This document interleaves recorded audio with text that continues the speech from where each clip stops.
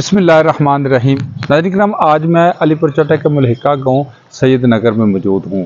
बाज़ लोग इसको सैयद नगर कहते हैं, बाज़ लोग इसको सैयद नगर कहते हैं। तो ये अलीपुर चट्टा से तकरीबन 1 किलोमीटर के फासले पर मुल्हिका गांव है सैयद नगर। मेरे अक़ब में देखा जाए तो कुछ दरख्त जो है वो कटे हुए हैं। अब हुकूमत पाकिस्तान का ये विज़न है कि दरख्त लगाओ मुल्क बचाओ, दरख्त लगाओ और मुल्क की पैदावार बढ़ाओ, लेकिन इस गांव में बरअक्स चल रहा है। मेरे अक़ब में देखा जाए तो काफ़ी दरख्त जो कटे हुए हैं।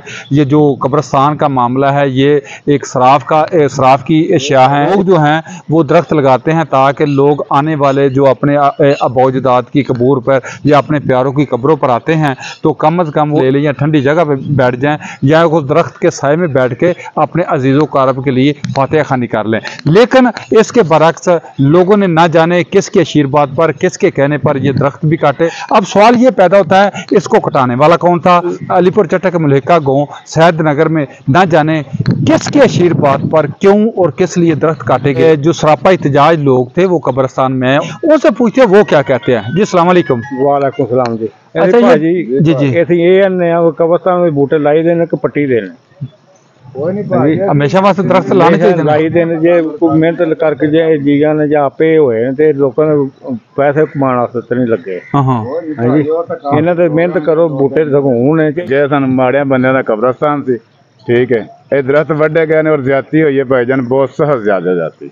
ਕਿਸ ਵੱਡੇ ਨੇ? ਇਹ ਹਾਜੀ ਅਫਜ਼ਲ ਕੱਪੜੇ ਵਾਲਾ ਅਲੀਪੁਰ ਦਾ ਕੋਈ ਰਮਾਨੀ ਬਲਾਦਰੀ ਨਾਲ ਉਹਦਾ ਤਲਕ ਹੈ। ਉਸ ਦਰਖਤ ਵੱਡੇ ਨੇ। ਕਿਉਂ ਵੱਡੇ ਸੂ? ਇਹ ਵੱਡੇ ਇਸ ਤੋਂ ਨੇ ਕੋਨਾ ਕਿਹਾ ਜੀ ਅਸੀਂ ਇੱਥੇ ਕੰਮ ਕਰਵਾਉਣਾ ਚਾਹੁੰਦੇ ਹਾਂ, ਜਨਾਜ਼ੇ ਘਰ ਉੱਤੇ ਤਾਰ ਲਾਉਣਾ ਚਾਹੁੰਦੇ ਹਾਂ, ਇੱਥੇ ਇਹ ਦਰਵਾਜ਼ਾ ਲਵਾਉਣਾ ਚਾਹੁੰਦੇ ਹਾਂ। ਅਵਾਮ ਨੂੰ ਇਹ ਗੱਲ ਨਹੀਂ ਮਨਜ਼ੂਰ ਕਿਉਂਕਿ ਬੱਚੀਆਂ ਹੁੰਦੀਆਂ ਸਨ, ਉਹ ਸੂਰਜ ਯਾਸੀਨ ਨਾ ਪੜ੍ਹਦੀਆਂ, ਸਬਕ ਪੜ੍ਹਦੀਆਂ ਸਨ, ਉਹ ਇੱਥੇ ਛਾਵੇਂ ਬਹਿੰਦੇ ਸਨ। ਹੁਣ ਗਰੀਬ ਲੋਕ ਭਾਈਜਾਨ ਰੋ ਰਹੇ ਨੇ ਪਰ ਪਤਾ ਨਹੀਂ ਕਿਸੇ ਗੱਲ ਤੋਂ ਅੱਗੇ ਨਹੀਂ ਆ। ਦਰਖਤ ਕੱਟੇ ਗਏ ਨੇ, ਗਰੀਬ ਅਵਾਮ ਦਾ ਕਬਰਿਸਤਾਨ ਸੀ। ਇੱਥੇ ਸਾਡੇ ਆਬਾ ਅਜਦਾਦ ਦੇ ਇੱਥੇ ਦਫਨ ਨੇ। ਇਹਨਾਂ ਵਜ੍ਹਾ ਤੋਂ ਜਿਸ ਆਪਣੇ ਹੱਥੀਂ ਦਰਖਤ ਜਿਹੜੇ ਲਾਏ ਸਨ, ਇਸ ਵਜ੍ਹਾ ਤੋਂ ਲਾਏ ਸਨ ਕਿ बच्चे या कोई खवातीन आवन दुआ शुआ करन ते छावे बह जान करन। सुनिया कि कोई अपना किसी किस्म का नहीं चाहिए।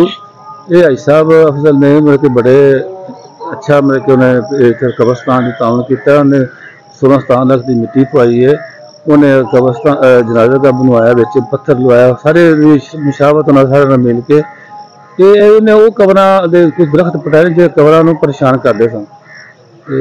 वो उन्हें उस 7-8 पट्टे ने लोगों ने इतराज किया। उन्हें कहता ठीक है मैं नहीं पढ़ता भाई क्योंकि तो इतराज है।